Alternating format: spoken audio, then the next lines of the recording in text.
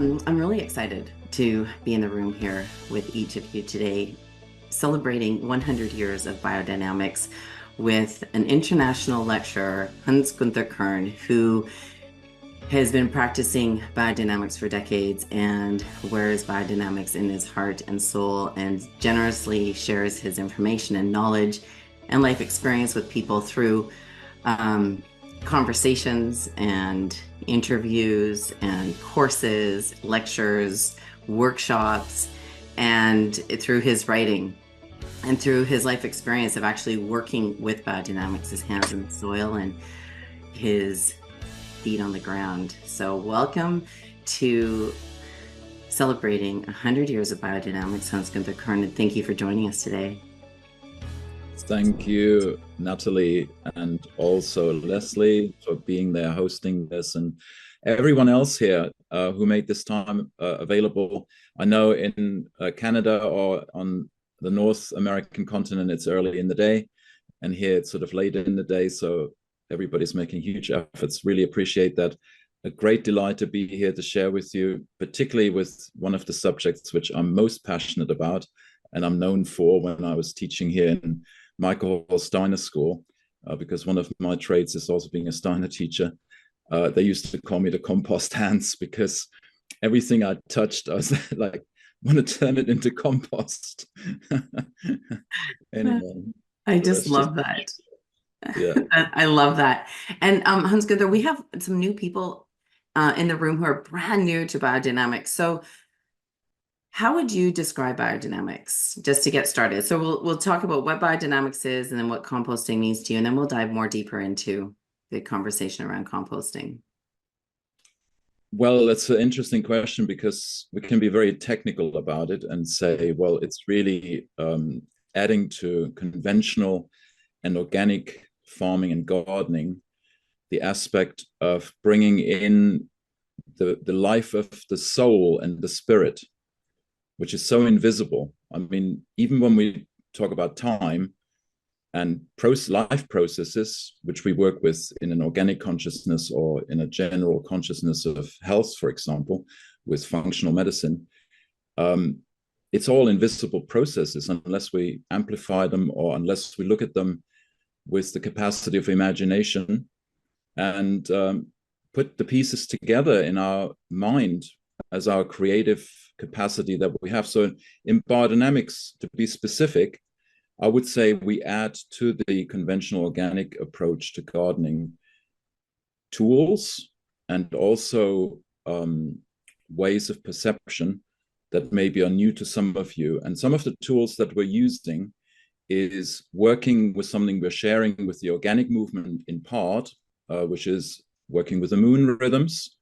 And in biodynamics, we are integrating 5 different rhythms in our consciousness when we go into the garden in our awareness to treat the plants in that rhythmic field of the moon that all of you probably know influences the water household and the water movement in any living being on this planet and probably elsewhere, who knows.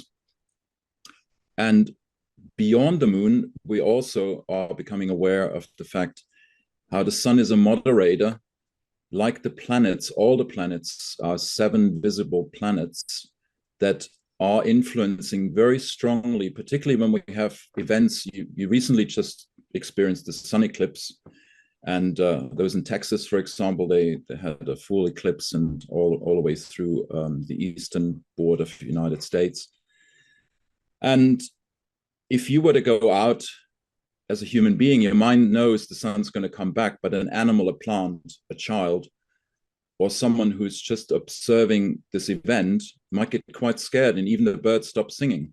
Mm-hmm. So we're very aware of these cardinal points when planets cross the ecliptic of the sun, that if you lay a seed in the ground, it will probably not germinate or germinate being thwarted in its growth, inhibited in its growth. It will never come to full fruition. And this is an interaction between all the planets, and every planet going through the ecliptic can be occluding the sun or going in front of the sun and eclipsing it. It's too small to create an eclipse like the moon. And look at the lawfulness that the size of the moon is just the size of the sun usual. I mean, how lawful is the universal law, which we're also working with in biodynamics, which is then going further into the cosmos, which are the stars. And some of you are probably familiar with astrology more than with astrosophy. So in biodynamics, we work with the wisdom of the stars. And there was a wonderful lady in Germany called Maria Thun. I don't know if anybody has heard of her, or if you're probably not using as much as in Europe the biodynamic planting calendar that was started by her 50 odd years ago.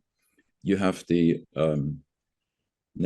something Natura, forget about the, and of course you have the wonderful edition of your Heart and Soil celestial calendar that you can use this year. Stella Natura, isn't it? Yeah, the other one that used to be there, but you, like us here in England, we've produced a centenary calendar for gardeners to put their hands in the soil and really connect the heavens and the earth. So as I said, the stars, the zodiac, which in astrology is used to do our star chart and our birth chart, is used in biodynamics very consciously. And I know in many organic movements also now, they have the moon calendar that consider the four elements. All of you are probably aware that the four elements, earth, water, air, and light, and fire, I should really say 5 elements, but air and light is considered one element.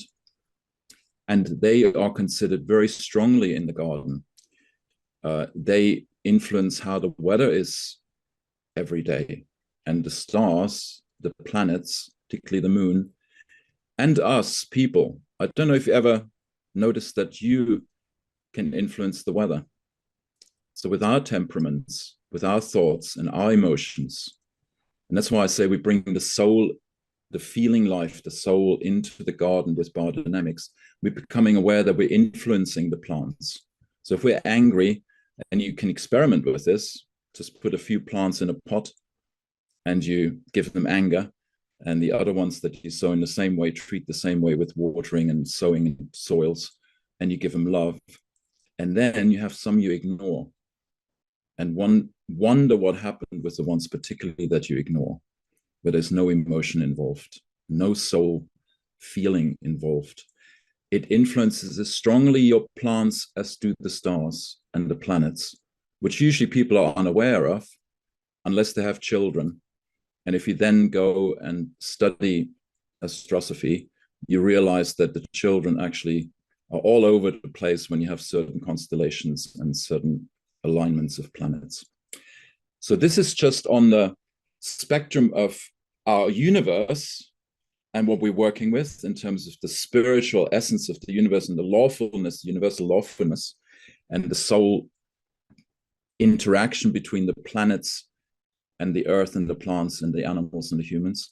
And then we have remedies or tools that we call remedies or biodynamic preparations that Rudolf Steiner developed in the 19 teens and 20s, because he worked for 6 years researching this subject of how do we heal the decline of fertility in the soil, because it happened 100 years ago already in conventional farms in Eastern Germany. And Steiner was called in to rescue farming, basically, because it went downhill with bringing artificial fertilizers, mechanization, and also artificial herbicides and such substances onto the ground. And that declined the fertility on the farms in terms of the plant and animal fertility. That's how biodynamics really was born, as a response of regenerating agriculture as a cultural renewal, agricultural, horticultural renewal of the traditions that were organic and natural. There was no artificial fertilizers, but then they started importing manures from the Galapagos Islands, the guano, and started creating artificial fertilizer from the ammunition factories. And that really, on a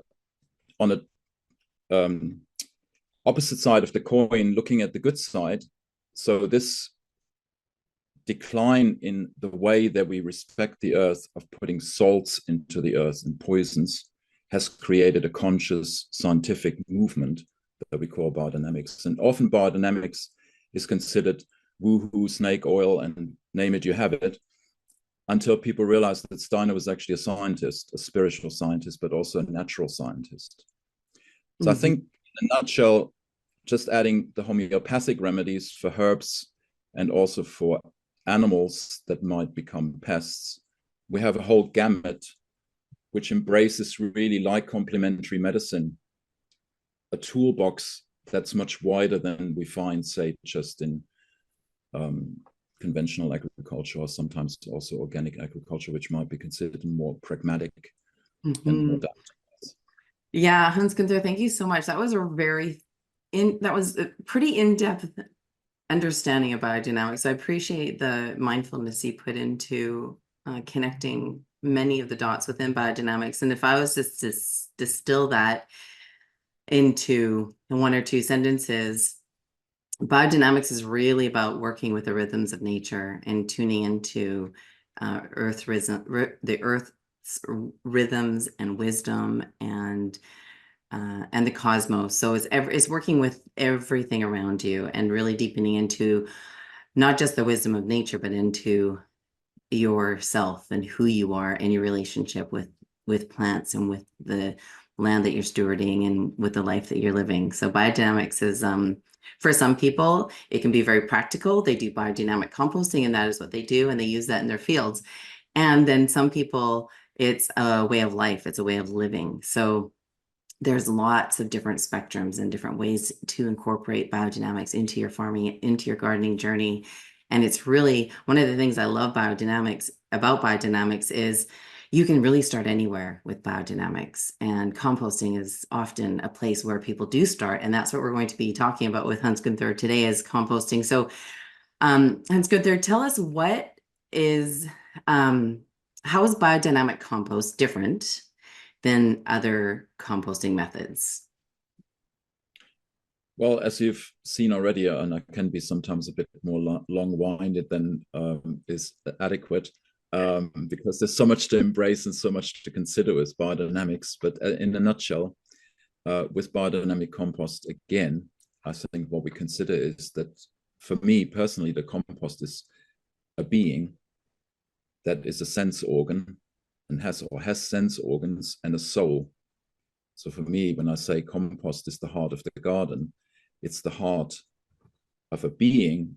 If you think of that heap like a cow or like an animal, it has sense organs, and we put those sense organs in by bringing plants that have experienced the whole cosmos and the weather and the soil and the environment, everything through the previous year. We put those materials together, and then we allow it to go through a whole evolution. When you think of it, a compost pile recapitulates the evolution of the earth from unicellular organisms to multicellular to big organisms like the worms and the spiders and what have you, which took millions of years, is recapitulated by the compost. And it connects the earth, your soil, with the heavenly influences that come in throughout that year and prepare the information for the next year. So that's kind of a little bit like, for me as a human being, I go to school and I'm primed to be prepared for the whole year in a practical way, to prepare to going out in the garden and giving my best to the garden with the seeds and the sowing and the cultivation and everything else. That's what the compost does as a being inwardly, as we prepare it and pile it up in the garden, which that does not happen if you just throw organic matter like the forest does onto the topsoil, and we don't add biodynamic preparations, which on top of it, we use those. So the compost pile is really it's for me an educator for the next year's crop. That's powerful. An educator for next year's crop. And what I love about what you just said there, Hans-Günther, is how is compost a living being?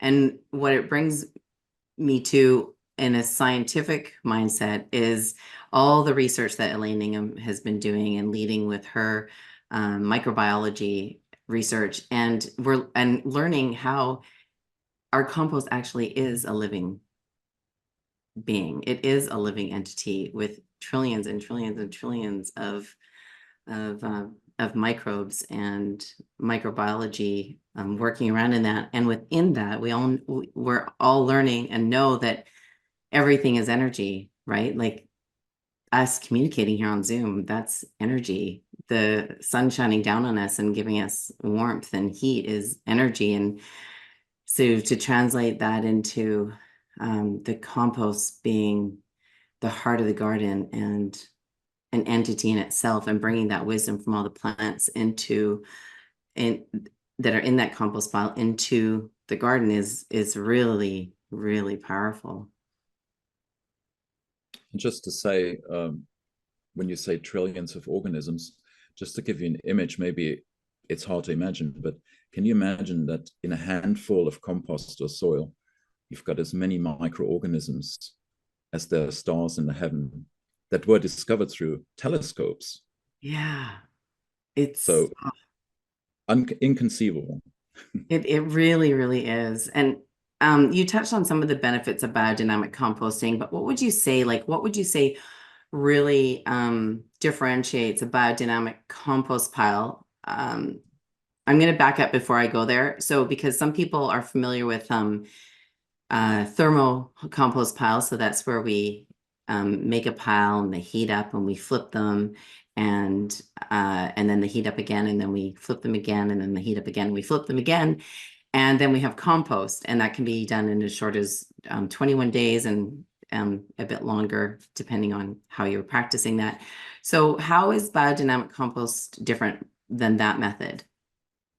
And how would you build a biodynamic compost pile? You see, that's a very generic question. And I Mm-hmm. always ask my students, what do you want to build your compost for? What do you want the soil and the plants to be educated in? So if you teach soil science, then you want to educate someone in soil science. If meteorology, you teach them meteorology. So is a compost there to build the soil and regenerate the soil, or is the compost there to enhance the nutrition for the plants through the soil? And in biodynamics, we always make sure that it's the soil organisms that release the nutrients for the plants, not that the compost is so quickly broken down that substances like chemical elements like nitrates and nitrite and ammonia and all these elements are available, and they just have to be taken up by the plant just like conventional fertilizers. So there's a very different gamut of different ways of building compost. And the biodynamic compost, just to put in a nutshell for you, if you look at the first period, which is this mesophilic and thermophilic period where the compost heats up to 60 degrees, and if you turn it, it heats up again. That's the breakdown phase of the compost, the catabolic phase of metabolism of the compost. That's not composting. Composting means composing a new substance. What is this new substance? And by breaking it down, just like you break down food in your mouth and in your stomach, it creates acidity, or your stomach creates acidity. Your mouth and enzymes breaking down sugars creates acidity, and then stomach acidity.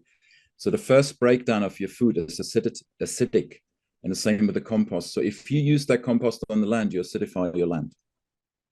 What that does, it breaks down the humus in your soil to release more humus and more nutrients faster and create bigger, more luscious crops that might not be as resilient to pests and diseases and as good for your nutrition than if you start using a compost that actually has gone through the composition process, which means after it's cooling down and the macroorganisms come in, the mushrooms come in, and the mycelium comes in, and then a huge array of evolution of macroorganisms, insects basically, and then the wiggler comes, then you have a pre-humus state. Then you start building soil, and then you start having a compost, particularly if you leave it even 9 months a year without turning, being prepared. It alkalizes, it becomes alkaline, it becomes pH 8.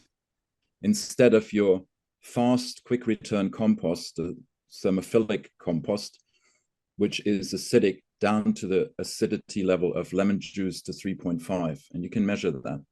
Do a test. So acid breaks down soil. Alkalinity helps build humus, which then creates permanence. And that then the soil organisms can draw on, because your humus you're building in 9 months in a year with the alkalizing compost they're putting on the soil is healing the soil, it's regenerating the soil. So not every compost is regenerating soil. I don't know if that makes sense. Yep, it totally makes sense. So you're talking about a static pile. So that's like a pile that you build with a biodynamic compost pile. Can you just walk us through building that pile, what that looks like? Is it done in a day, or is it done over hours? Is it done ongoingly? Yeah. What does that look like to you? Two possibilities. You build a kitchen compost or a wormery situation where you add your kitchen waste every day or every few days if you have a bucket in the house. In that kind of instance, what we would do in a biodynamic context is either outdoors, we layer the material, because as you might notice in your wormery compost, if anybody has that experience, it gets quite wet and then you get liquid in the bottom, you drain it off. And for that, in that contained environment, that's okay.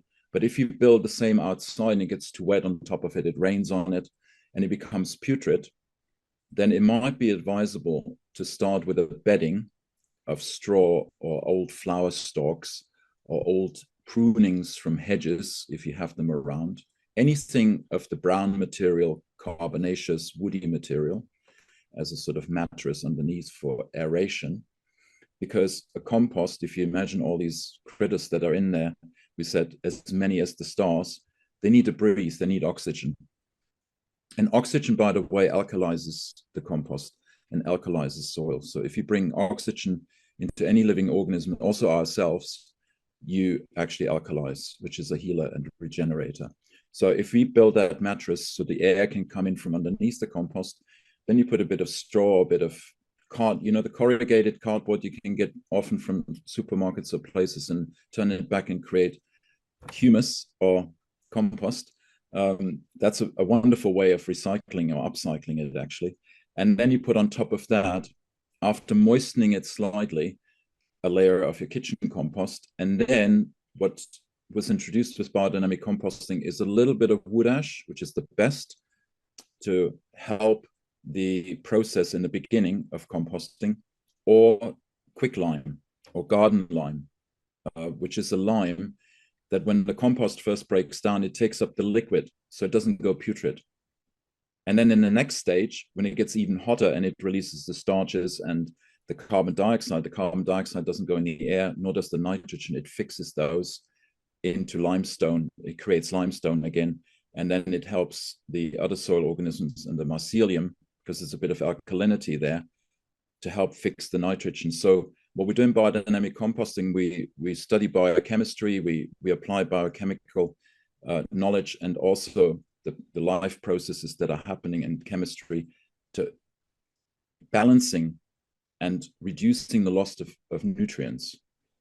And then in the second phase, which I haven't mentioned before, what happens with your kitchen compost, or not so much in the wormery, but in a long-term compost, is the soil organisms, particularly the free-moving bacteria, they accumulate nitrogen in the compost. So your compost, if you have a long-term compost that we build in this way, just to add quickly, builds up also nutrient content versus a compost that's a quick return compost. So back to the layering, we had the straw and the brown material, woody material, and we had the kitchen waste, we had the wood ash or the lime, and then a slight sprinkling of your garden soil, which is like the mother, I was going to say mother tincture, the what do you call it now? I lost the word. Your sourdough starter. What do you call it? Inoculant. It's like an inoculant, isn't it? Yeah. Forget the term now. I know Anyway, there's another word too out of my brain as well.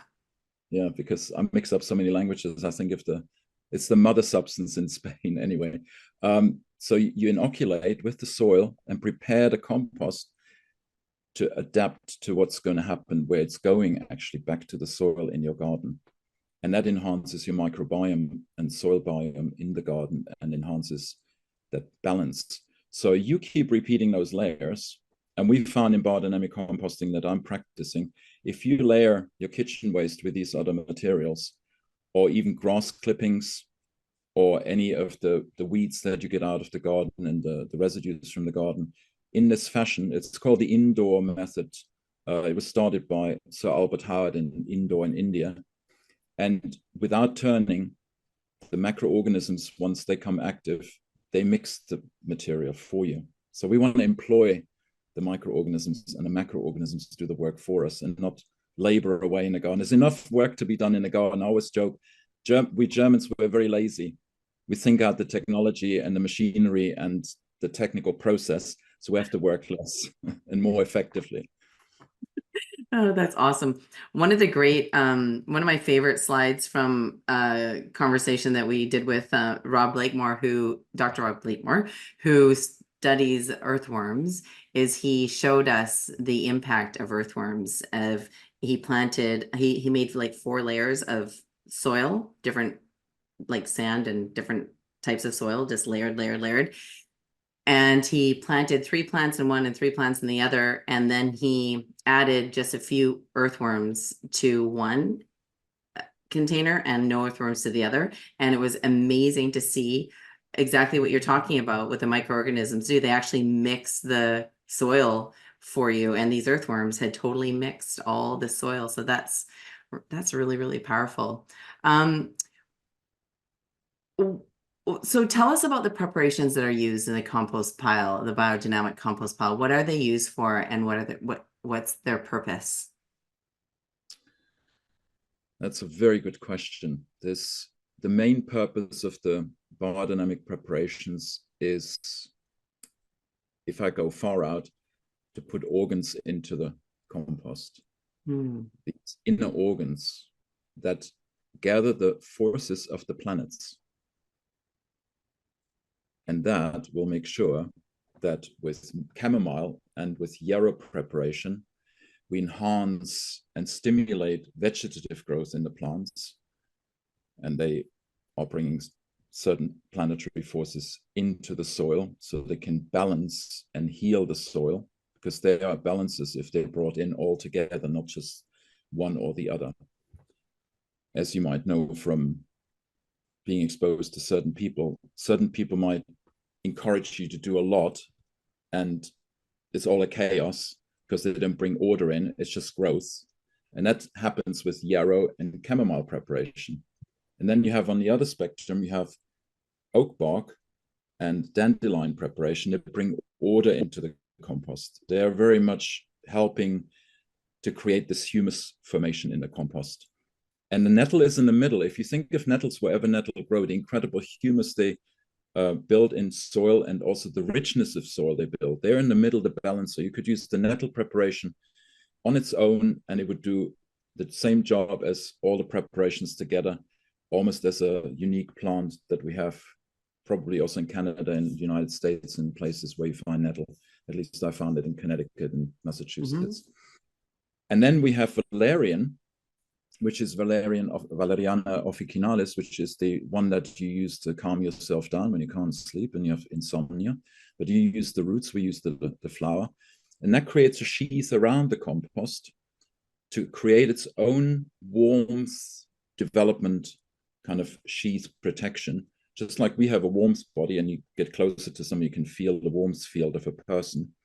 The compost has its own warmth development, and it's independent from the outside, just like our warmth is independent from outside. If I'm very active, I can be in freezing cold weather and still warm. But the compost, therefore, wants a protected environment. It doesn't want to be full exposure to sun or to rain or such things. You want to protect it and create a skin around it. And on that skin, you put the valerian preparation as a 7th preparation, and that is liquid.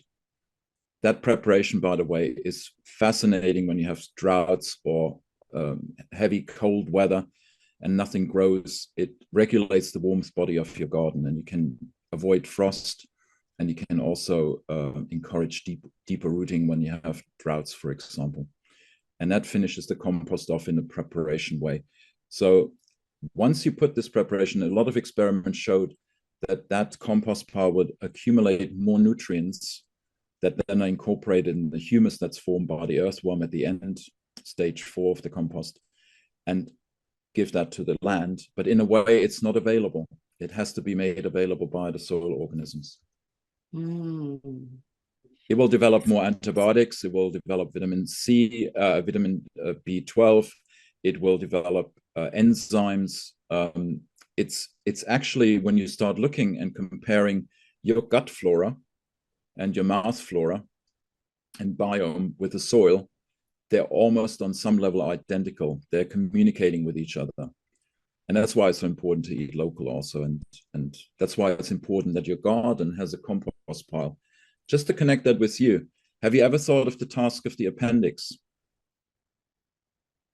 That's just a nuisance, like the little finger usually in modern science and modern medicine. The appendix is your compost pile in your gut.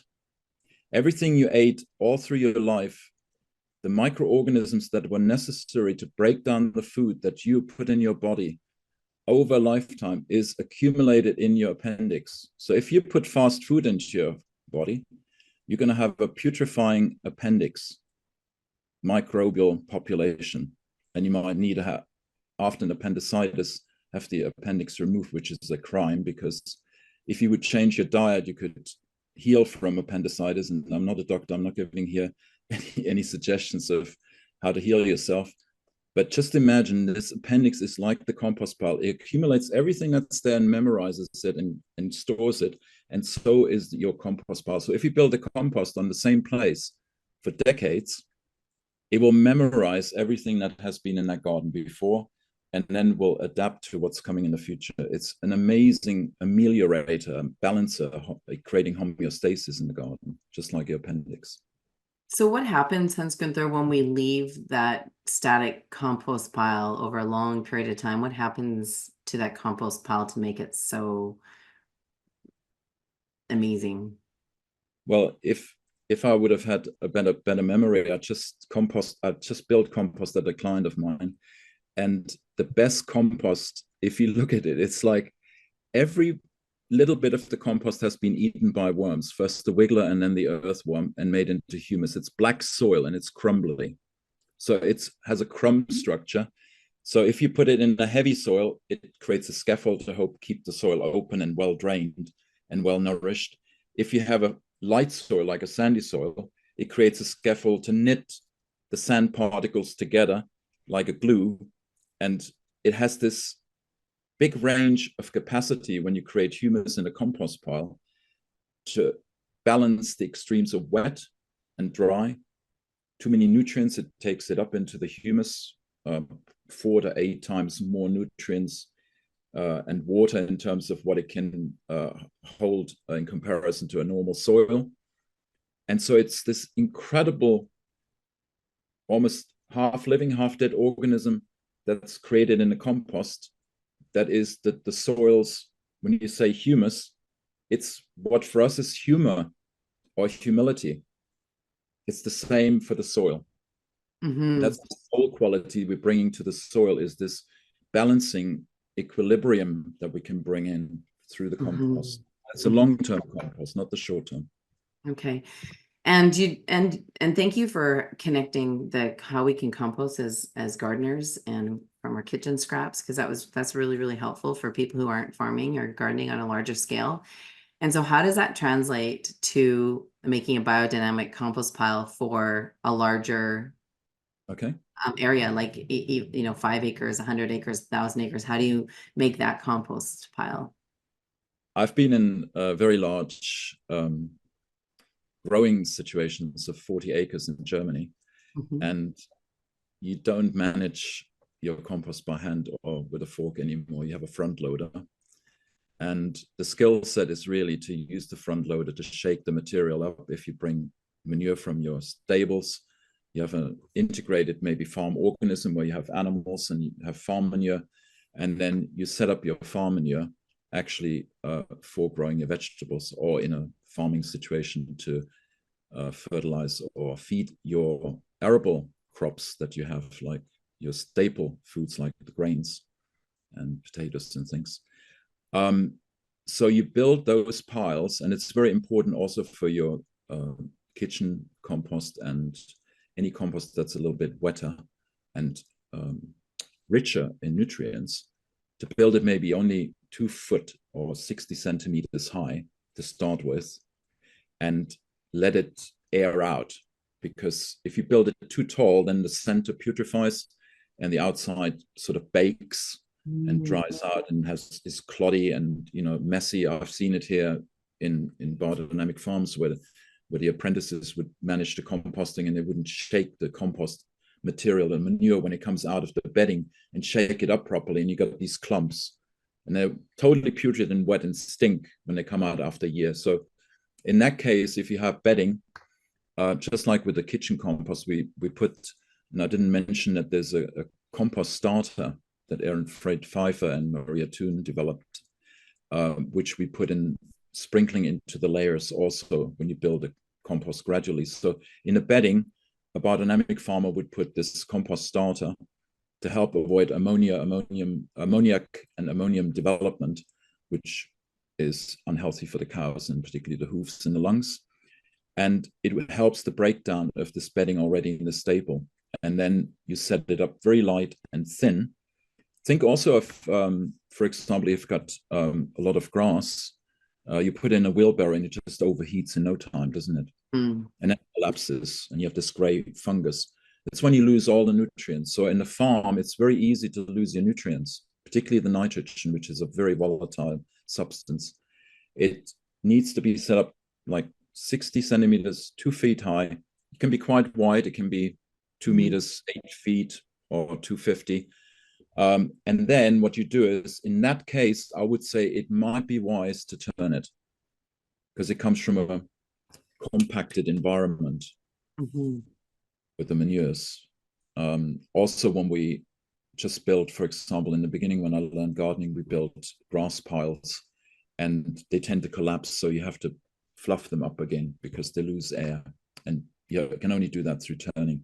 So only when the process goes wrong or is prone to being putrid, then you need to turn it.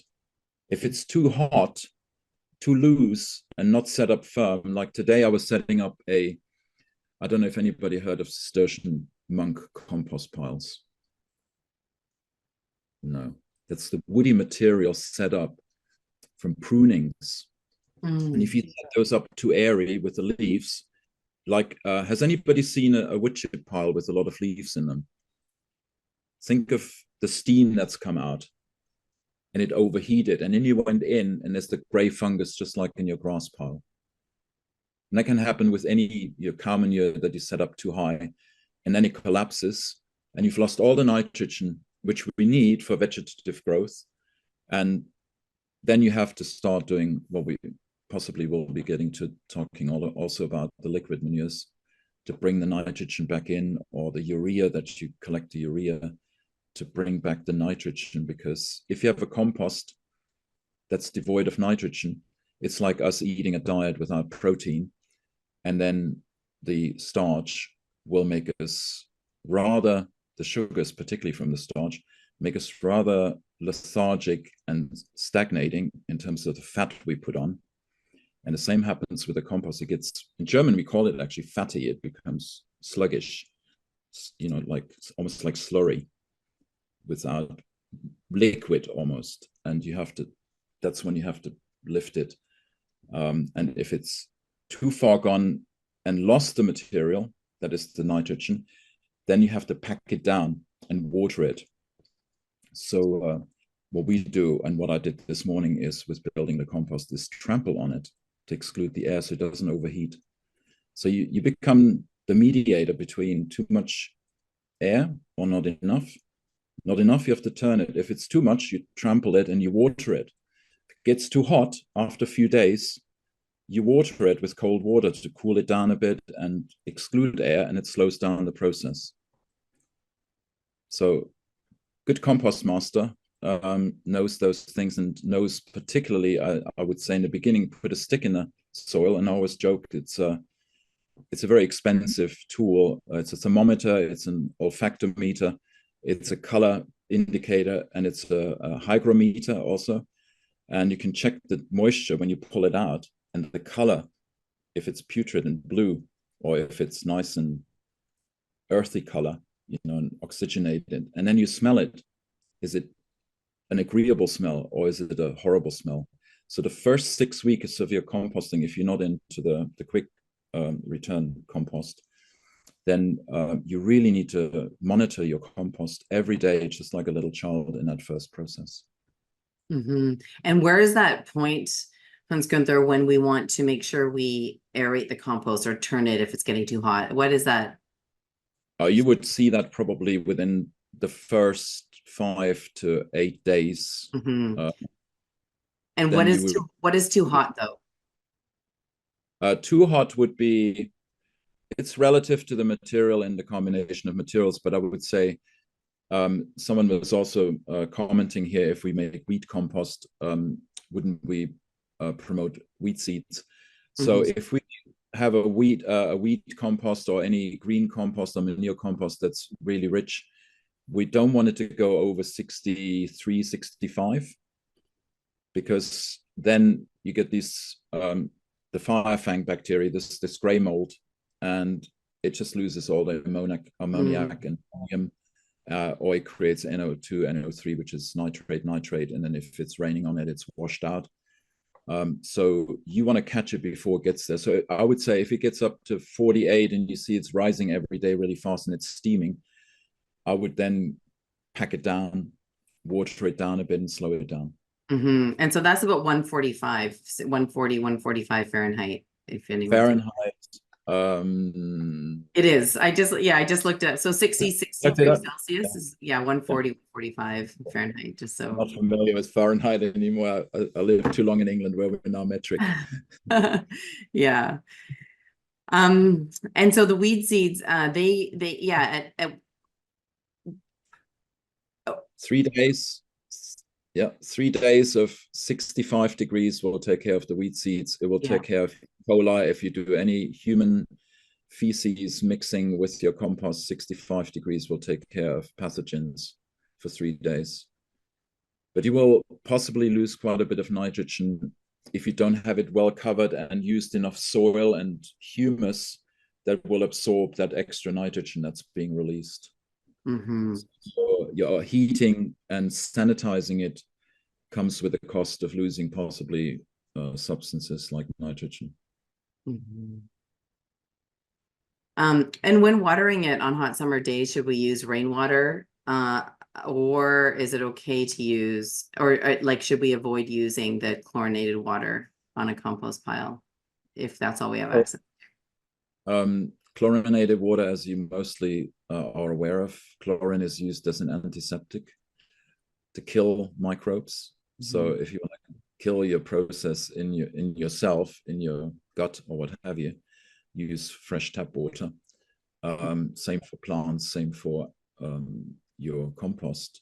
I would look, if you do have to use tap water, I would fill a barrel, let it sit, air out, and maybe you can put either clay, a bit of clay, stir clay in there, or what I did also is, if you have a bit of salt, then add maybe a pinch of salt and mix it in. The salt drives out the chlorine, and just exposure to air and weathering and stirring it a little bit would drive it out. So you can use the tap water. Otherwise, rainwater, ideally. And when you set up the compost, you have to make sure that the compost is wet enough. So it's just a little tip here. You want to make it wet enough that when you squeeze the material, you get 1 drop out of that material that comes out. That's a good guideline as to how wet you can make your compost in the beginning. If there's more coming out, you're setting up a pile that's too wet and it's going to turn up putrid. Too little, it's going to dry out and you're going to then have problems not having a right breakdown. Mm-hmm. And when do you apply the biodynamic preparations in the compost pile? Okay. So two questions. If you are just making a static pile, so you're just making it and it's layering it and it's not getting hot at all, or it's getting hot but not too hot, so you don't have to turn it. When do you put the preparations in that kind of a pile? Okay. So let's say you set up a pile that's a generic pile, a balanced material between nitrogenous and carbonaceous materials, a brown and green material, or just manures.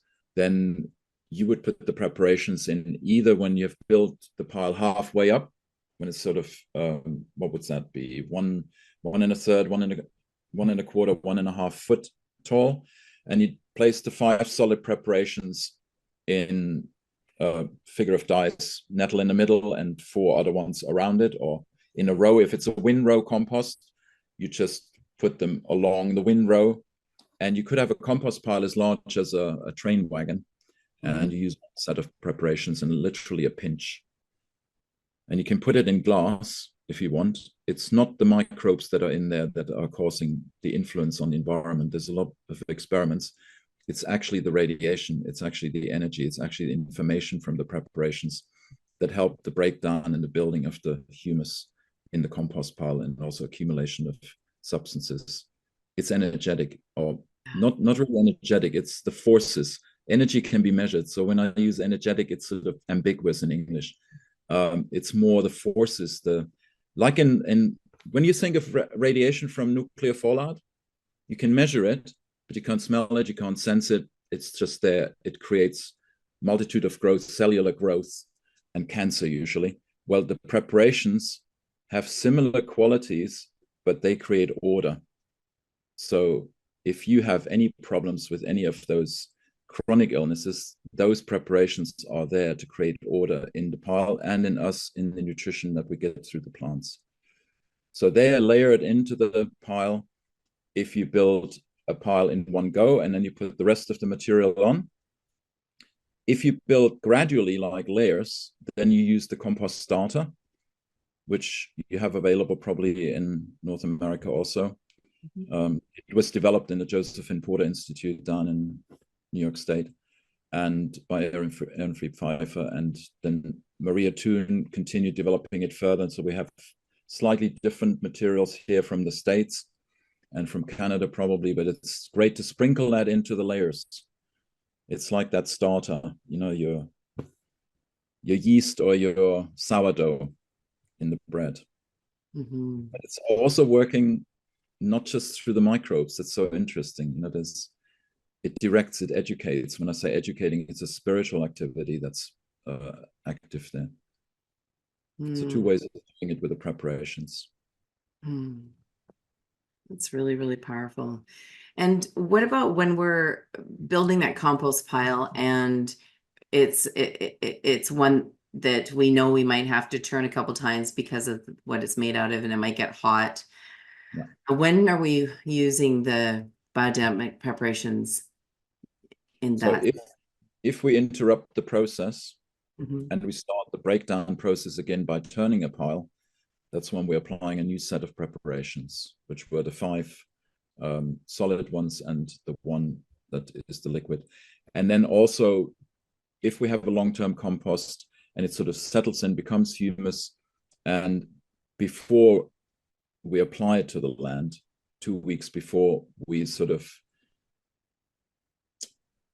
prepare it to go into the land by putting another set of preparations in it. And because it's a whole pile, then you use a copper stick or a handle from a tool, and you pierce a hole in the pile about 40 centimeters deep, and you apply another set of preparations, and then the liquid on top. And then 2 weeks later, you can use that compost, and it's activated. So it's much better absorbed by the soil organisms once it's prepared like that. So 2 times in a pile that's sitting all through the year, and then depending on how many times you turn it, you would apply the preparations each time.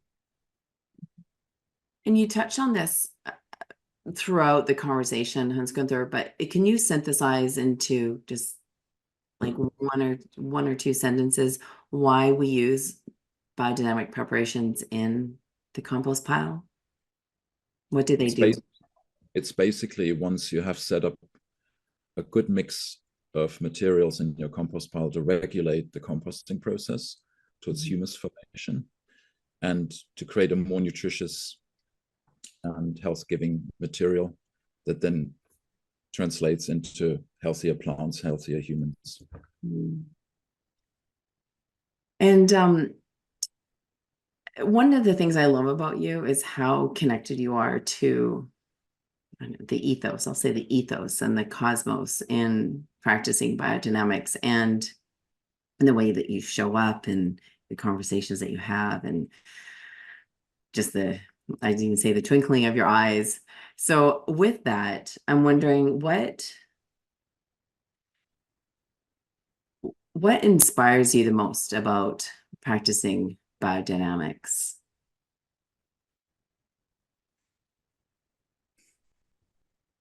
It's to know, and might sound to some people esoteric, it's to know to secure the future development of the earth and the raising of our consciousness.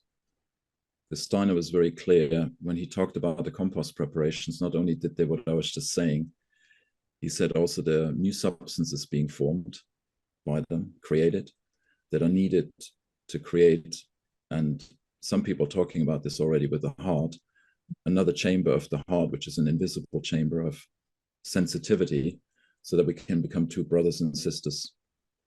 Because we then, like the compost, becomes the sense organ for our natural environment and the cosmic environment, the universe, and communicates all those forces, all these energies, all these informations, all this stuff. It prepares us to develop our heart. And that's why I call it the heart of the garden. So it's in this time of convergence, I see it as opening us to 5D, basically, our world. I just love that so much. So one of the other things I love about biodynamics is it feels like it's a vehicle and an opportunity for us to connect more deeply with who we are and with the earth and with, you could say, 5D, like you just said. And I'm wondering, how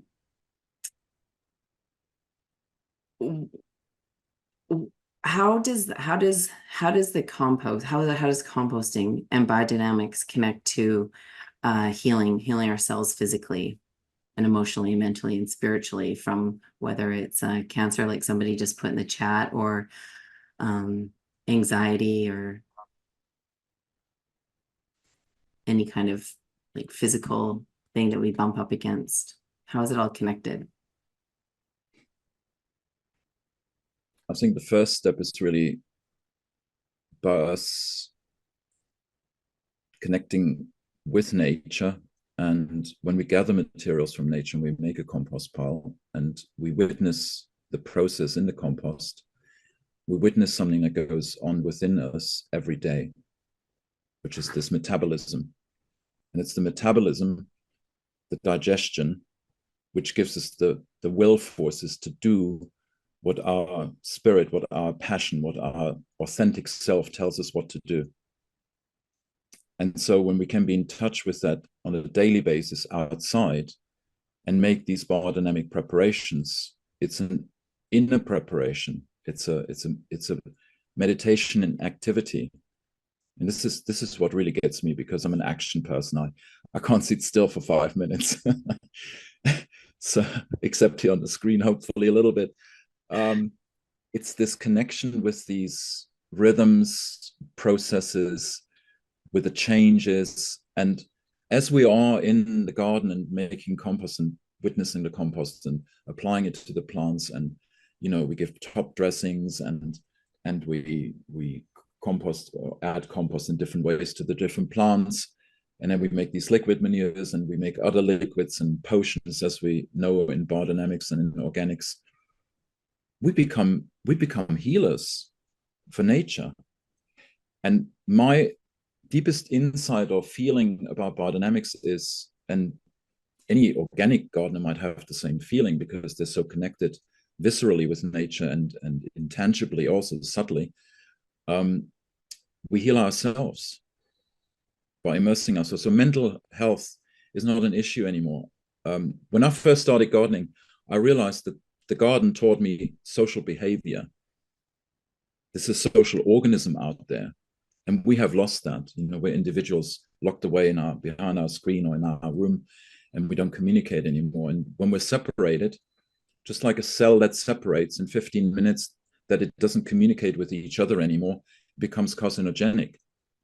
It reacts and overproduces, but without the information of the organism. So by us honing into this multitude of experiences in the garden, we can start informing ourselves again to trust, have confidence, and create competence also by doing these things and learning from nature. So we don't need to go to a book to study this all, I think, necessarily. It's getting our senses, seeing, as I said, with this very expensive tool at the stick going into the compost, and then like a little child, oh gosh, today it's really hot, oh my, you come in the garden, it's freezing cold and it stinks like hell, and you have these sort of visceral childlike experiences, and you come back and feed your inner child, and that's the healer. It's not your head, it's the inner child, and that comes out, for me anyway, it comes out in the garden. Yeah, it's like an active meditation or a living meditation. It's a way of being. It becomes a way of being instead of a way of wanting to be. Yeah. And not imposing. You start responding because everything's so slow out there. And we're taught all these things of making things happen faster. But even the seeds, you have to wait for them to come up. And yeah, you can help with a little lime and a little udash to speed it up and make the soil warmer and crumble the soil so the seeds are like, the little child tucked into the bed with a nice fluffed up bed cover and stuff. But once we have these imaginations with it, that I humanize everything, and some people might go, oh, you're so human centric, but I love this, finding that nature out there and me, we're inseparable. Mm-hmm. Mm-hmm.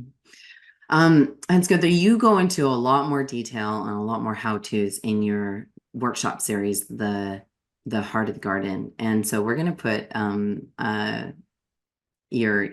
the information in the chat here. So if people want to learn more with Hans-Günther, you can do that. And I want to move into Q&As because I'm looking at the time here. And before we do that, oh, thank you for that, Leslie. Thank you. She put it in the chat there. So you can click on that and you can learn more about how to work with Hans-Günther live where he is or virtually online. He does both kinds of workshops. And you can also follow him online. His website is holisticlivingcommunity.com. On Facebook, he's Hans-Günther Kern, and on Instagram, it's Hans-Günther Kern too. And all those are in the chat there for you to click on and follow him and follow him on his journey. A wonderful course, says Jane, always inspiring and surprising. That's so true, right? So before we go into more questions, can you just touch on, I know this is like a really big topic that you go way more deeply into in your programs, but can you help us identify signs of imbalance in cultivars? Can you just give us like a few little tips of what we need to pay attention to and look for? Sure. Well, the first one is again rhythm. If a plant, I was going to say a child, if a plant doesn't grow fast enough, it's malnourished. And so I say malnourished, including water, because the first thing we think is, oh, there's not enough nutrients. And in biodynamics, we're not that concerned about it because there are all these other more subtle ways of helping plants to get balanced. But it's the water. Where there's no water, there are no life processes, there's no biochemical processes, there's no transformation, and the plants will suffer. Or too much water. So you look always first at water. And how do you see that in the plants? Well, either they're wilting because they're overwatered, or they're wilting because they're underwatered. How do you see the difference? Well, you look at the weather. And it will look slightly different if they're wilting because they're underwatered in hot weather, obviously. Then on top of it, they look a little bit more yellow. And when they're overwatered, they might look a little bit more greenish, bluish green, just like the soil turns bluish when it has too much water. If a plant therefore can't grow fast enough, it will soon show up other deficiencies, like say the tips of the leaves start browning, and then you know, oh, your soil or your compost was too acid. We have to alkalize the soil. So let's put a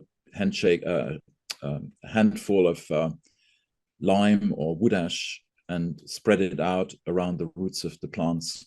So and the rain or you water in that into the soil, and it can balance the lack of calcium, for example, or potassium. Because if you do wood ash, how do you see potassium deficiency? Well, if the edges of the leaves, and this is mainly seen a lot in house plants, because when you water from the top, you wash out the potassium and the phosphorus, and then the roots can't grow properly. So that goes into the pot in the bottom, and you see the white building up at the bottom with potassium nitrate and stuff. So if you water plants, I would water them always through the base, a basin in the bottom, and water at the bottom so the roots can suck up and can grow to the water rather than staying on top where you water your house plants. And the same is true in the garden. When I put irrigation pipes, I do exudation pipes. They go under the plants, not on top of the soil. They sweat. They're these tires that are recycled, for example. So potassium gets washed out and phosphorus gets washed out. And you notice the phosphorus deficiency, either when it's too cold outside, phosphorus, the light. So when you think of the valerian I mentioned to you about the compost, that's a phosphorus specialist. So if you got a phosphorus problems and you spread this valerian, you balance the phosphorus deficiency. How do you see it? The plants are going a bit burgundy or purplish. And that happens also with cold nights. So if you spray the valerian, you can deal with the phosphorus problem and the cold problem at the same time. And that's the wonderful thing with biodynamics. We have these remedies. We can use the preparations, not just for composting there are all these other preparations we haven't even touched on, but we can use them as remedies and become healers. What is another big one? I haven't mentioned nitrogen. So if your plant gets rather yellow and grows really slow, you obviously have a nitrogen deficiency. And a lot of new gardeners, if any, I've seen there's some new gardeners, you start your garden and go, oh yeah, I'll grow cauliflower and broccoli and big cabbages and and huge amount of cucumbers and courgettes and particularly big pumpkins. And you come back next year to me and go, it didn't work. And it's like, why didn't it work? Well, your compost wasn't rich enough in nitrogen. It didn't create the big green leaves to make the big fruit or the big cauliflower head or the big broccoli head, because you didn't have enough nitrogen, really. And your soil was poor to start with. So be patient, start growing crops that don't need so much nutrition. So don't necessarily go for the heavy feeders, go for the medium heavy feeders, the givers, and the light feeders, for example, which are all you got so many leafy plants you can grow in fruit plants. Yeah. Tomatoes what are heavy feeders? So heavy feeders, the tomato family, the cucumber family, and the cabbage family, when we think of the ones I've just mentioned. But if you think of the kale or all the root vegetables of the cabbage family, or the Brussels sprouts, they're medium heavy feeders. And then, so those three families, you really want to feed well. And with the compost, you give the tomato family and the cabbage family slightly less matured compost. When it's just cooling down, they love that kind of compost because they release still a lot of carbon dioxide. This whole carbon dioxide story. We want carbon dioxide to be released from the earth, to be taken up by the plants, and they recycle it. And then we sequester it again in the composting and in the green manuring and soil fertility building. So we want to create more carbon dioxide cycle, just not reduce it. And the leaves take it up. So slightly cooling compost on these cabbages and the tomatoes family, And then you have the cucumber family. They want a finished compost. They want rich humus, really beautiful finished compost. The Mm-hmm. cucumber family. Mm-hmm. And Hans-Günther, there's a question that's been in the chat for a bit, and it's about using manure with hormones in it and or antibiotics. Right. And so what are your thoughts on that? I think we need a lot of experimenting to go on, because if a compost is rich in enzymes and vitamins and a rich diversity of soil life, particularly microbes, they've even broken down in reed bed systems, heavily contaminated food wastes with heavy metals and all sorts of things are transformed. The one thing people are not aware of this in the living realm, we can transubstantiate chemical elements into other elements, and plants do that, and rich soils do that. If you have a putrefying situation, it can create heavy metals in the soil, by the way. That's also been researched in Stuttgart by the biodynamic researchers. Mm-hmm. So I would stay away from any manure that had, from a conventional setting, and would choose to go to organic farms. Or if at all, the compost is so essential in terms of this microbiome biofeedback loop in the garden. If you bring any other substance from too far away, you're introducing another microbiome that fights with yours. Just like in a blood transfusion, your antibodies will fight against the blood transfusion of another person, and it's individual blood that's different from yours, and trying to break it down and get rid of it. Mm-hmm. So I would stay away as much as possible from importing manures from elsewhere anyway, and look as much to get my compost material and the feeding of the soil from my garden environment. I Mm-hmm. have clients that have 150 square meter gardens with hedges and things. I turn all the hedge material into compost, and it's the richest compost. I asked earlier, do you know of the Cistercian monk compost? The richest compost for vegetable gardening is woody material. So that's why Charles Dowding is so successful here in England with his no-dig system, and he turns his wood chips and everything he gets from the tree surgeons into compost. And he's got bomber crops. I mean, I call them bomber crops, bomber crops, huge explosive crops. Because that manure, that compost from woody material has all the minerals that the vegetable takes out of the soil. Mm-hmm. So there's a question. It says, is there a name for wood chip compost, or can we just put wood chips into a biodynamic compost? Well, if you set up wood chips and you have just wood chips from the core of the tree, the branches and the trunk, you would need to give them probably 2 to 3 years to break down and reduce the carbon to nitrogen ratio through the microbial life. Prepare them once or twice with biodynamic preparations. I would say what I've experienced is I collect my own urine, and when I have material like that, I water it regularly with the urine, which has got urea, nitrogen, and then the bacteria work much faster. So you could half or even get it down to a year, a third of the time to break down woody material into material that can be absorbed by the soil. I would stay away also if you have horse manure from shavings in the bedding that are used now more commercially, because the shavings don't break down fast enough. You put them on your soil and the horse manure releases its nutrients, but then you're left with all that woody material. It fixes the nitrogen, it robs your soil of the nitrogen, and next year you're going to have a really poor crop. So watch when you use woody materials that it's well rotted, and you literally can pull it apart with a finger. That's the check. The lignins in this, the structure has to be destroyed, and then you know it's black. And I should have brought some example to show it here. It's like I went to the rainforest. If you make woody compost that's well rotted, and I make it in a year now because I've made it for 20 years in the same place, and the microbes know what to do, kind of thing. They're educated. And it's black humus. And then the sticks you have, you pull them out, you sieve them, and the roses and your vegetables, they just absolutely adore it. They love it. Woody compost, wood chip compost, compost. Mm-hmm. Name.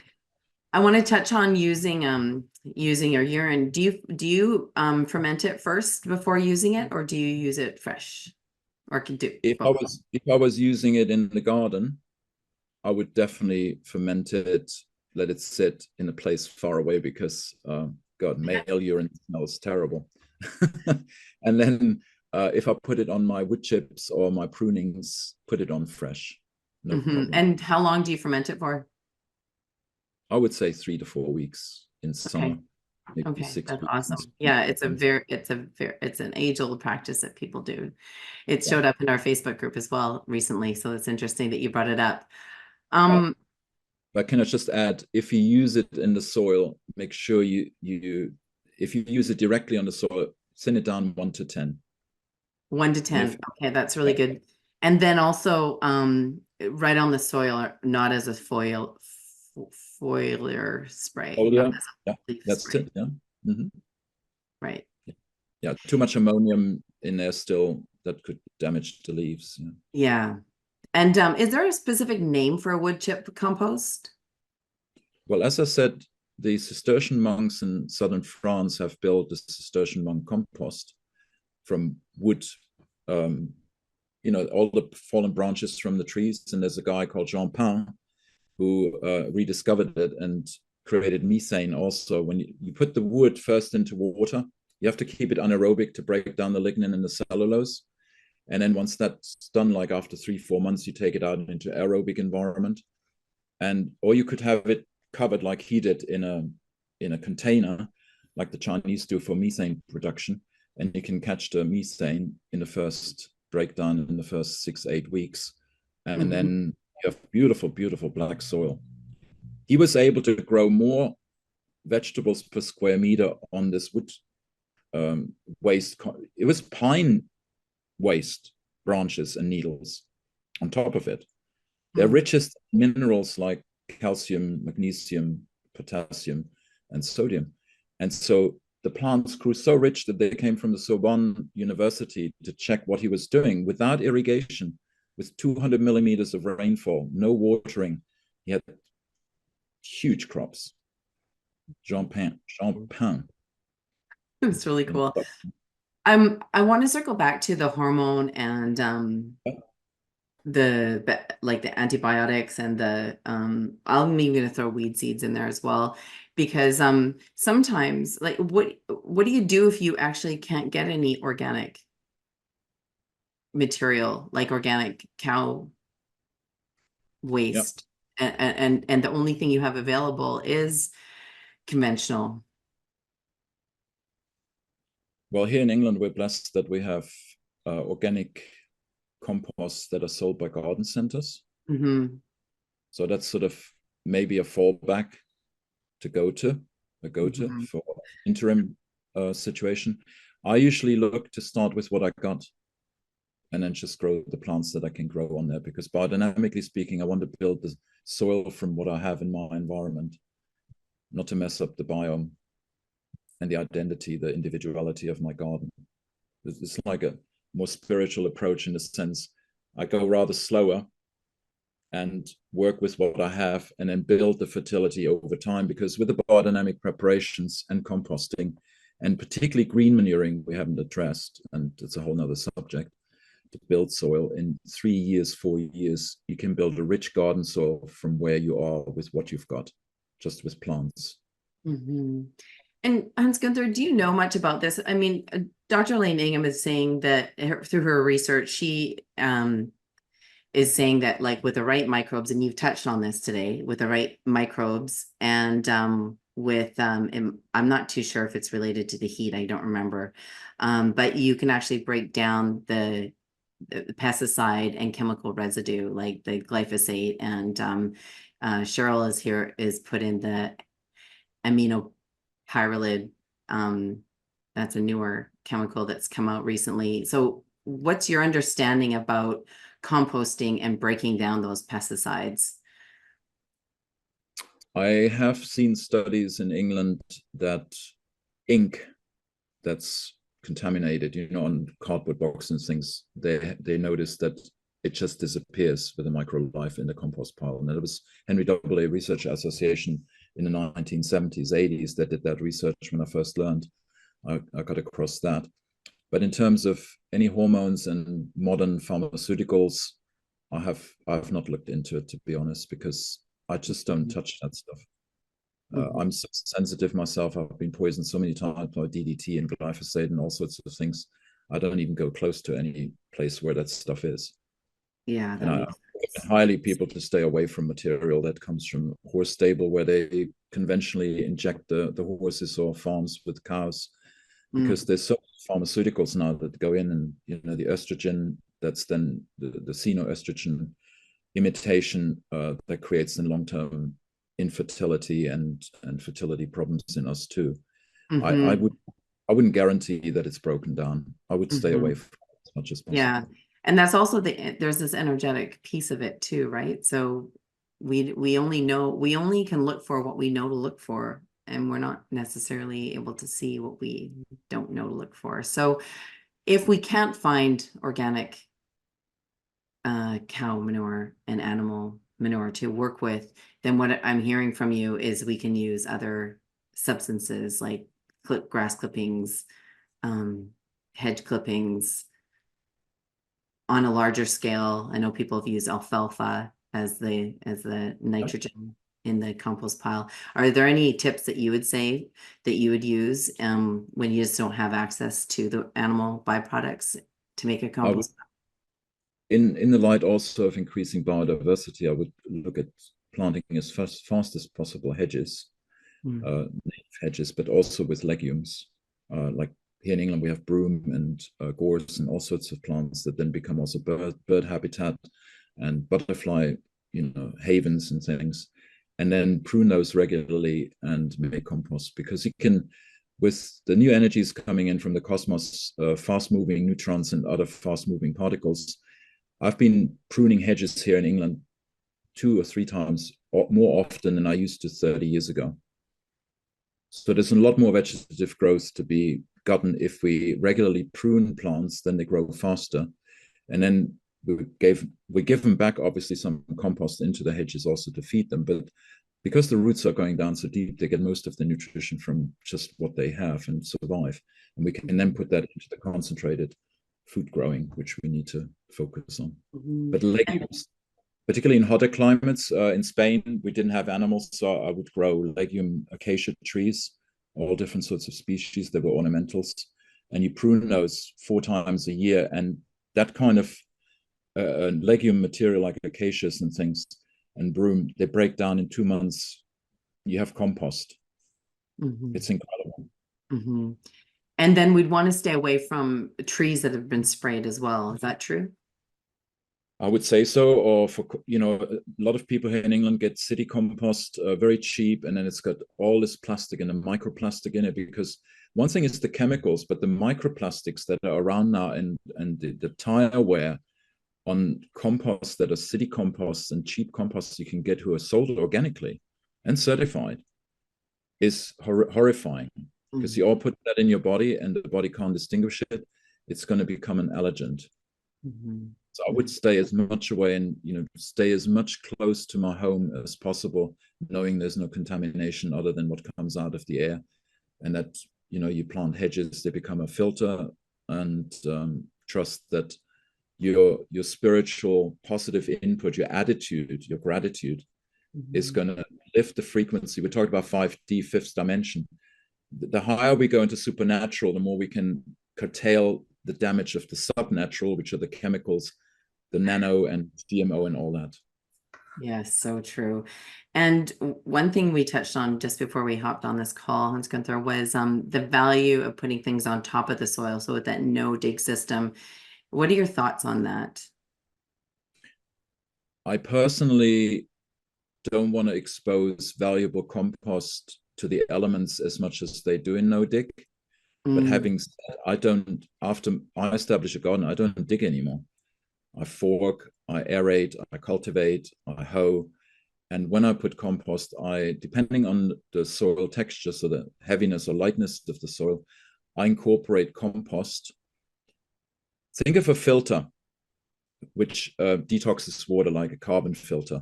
You want a large surface area to interact with the poisons to take out. The opposite is true in the soil. You want a large surface area to put your compost in, which means you want to have it as well connected with the soil.